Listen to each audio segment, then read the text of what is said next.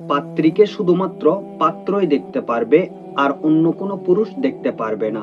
আমরা একে অপরকে পাত্রীর ছবি আদান প্রদান করে থাকি। আসসালামু আলাইকুম ওয়া রাহমাতুল্লাহি তাআলা ওয়া বারাকাতুহু। বিয়ের ধারাবাহিক আলোচনার মধ্যে তৃতীয় নম্বর পর্বে আপনাকে স্বাগতম।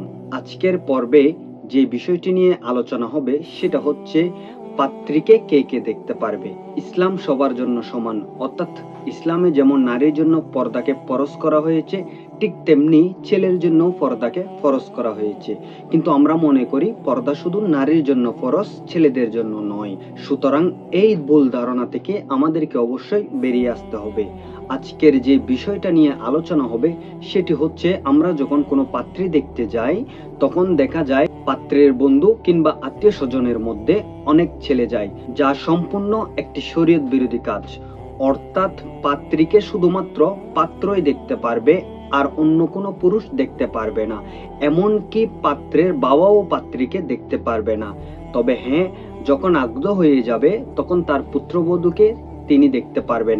আগ্দের পূর্বে শুধুমাত্র পাত্র তার পাত্রীকে দেখতে পারবে, আর কেউ নয়। আবার এখানেও একটি মাসালা রয়েছে, সেটা হচ্ছে পাত্রকে পাত্রী দেখার সময় এই নিয়ত থাকতে হবে যে সে বিয়ের নিয়তে পাত্রী দেখছে। আবার এখানে কথা আসতে পারে, সে বিয়ের নিয়তে যদি পাত্রী না দেখে তাহলে পাত্রী দেখতে কেন গেল।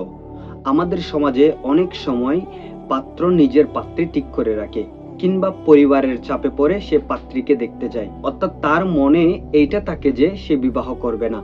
এই রকম মনোবাসনা নিয়ে যদি কোনো পাত্র পাত্রীকে দেখতে যায় তাহলে ওই পাত্র গুনাহগার হবে। আবার অনেকেই দেখা যায় পাত্রীর ছবি বিভিন্ন মাধ্যমে একে অপরকে আদান প্রদান করে।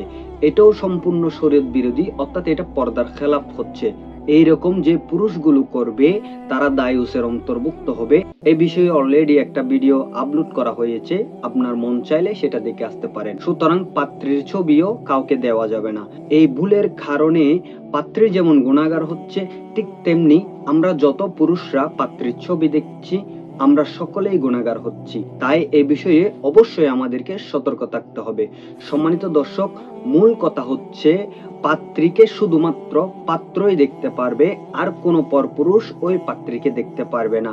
আর আমরা যদি এইরকম করি তাহলে শরীয়তের বাইরে গিয়ে কাজ করব, আর শরীয়তের বাইরে গিয়ে কাজ করা মানে তা অত্যন্ত বড় ধরনের গুনাহ। বর্তমান সময় এমন হয়ে গেছে যে আমরা পাপকে পাপেই মনে করি না।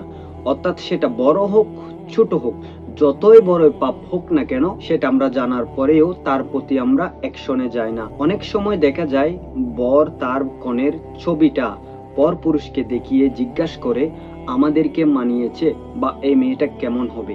সেই বরের উদ্দেশ্যে, সেই পাত্রের উদ্দেশ্যে আমি বলতে চাই, আপনি যাকে বিবাহ করবেন বা যিনি আপনার হবু স্ত্রী হচ্ছে, তিনি কোনো বাজারের পণ্য নয়। সুতরাং তাকে পরপুরুষের সামনে উপস্থাপন করা নিছক বোকামি ছাড়া আর কিছু নয়।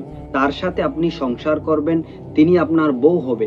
সুতরাং আপনি যদি তাকে পছন্দ করেন, আপনি যদি মনে করেন তার সাথে আপনি সংসার করে হ্যাপি হবেন, তাহলে এটাই এনাফ। অন্যজনের বুট চেয়ে আপনার নিজের মনকে শান্তি কিংবা অশান্তি দেওয়ার কোনো প্রশ্ন আসে না।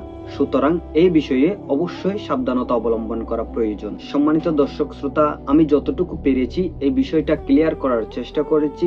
আল্লাহ রব্বুল আলামিন আমাদেরকে বুঝার এবং সঠিকভাবে আমল করার তৌফিক দান করুক। আমিন।